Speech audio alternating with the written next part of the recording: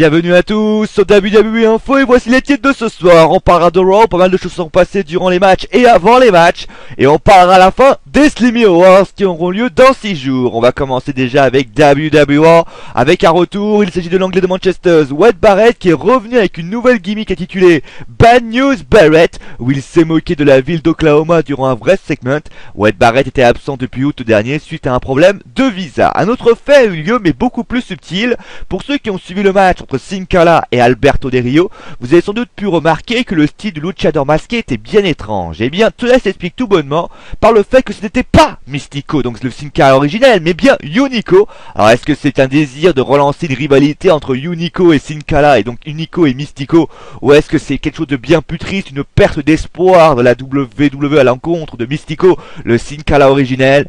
Et donc cela voudrait dire que Sin Cara serait donc la gimmick de Unico. Enfin, tout ça reste en état de rumeur car certaines sources disent que ce ne serait qu'un problème de visa. En tout cas, si jamais il venait à avoir un renvoi de la part de Mystico, Mystico serait donc un éternel espoir arrivant à la WWE avec une grosse popularité mexicaine qui a souvent déçu par ses performances sur le ring, des blessures mais aussi une mauvaise attitude par exemple. Mystico ne parle pas du tout couramment anglais. En tout cas, Unico ou Mystico, la WWE pense toujours à l'idée d'un Rey Mysterio contre Sin Cara pour WrestleMania 30. La raison est de battre le record du nombre de fans portant un masque lors du match. Allez, on met en place aux Slammy Awards. On va commencer déjà avec bien sûr la liste des prix décernés. Vous avez donc, alors je vais répéter, la Extreme Moment of the Year, l'Insult of the Year, l'insulte de l'année, The Double Cross of the Year, ça va être la trahison de l'année si vous voulez. This is Awesome Moment of the Year, Match of the Year, match de l'année.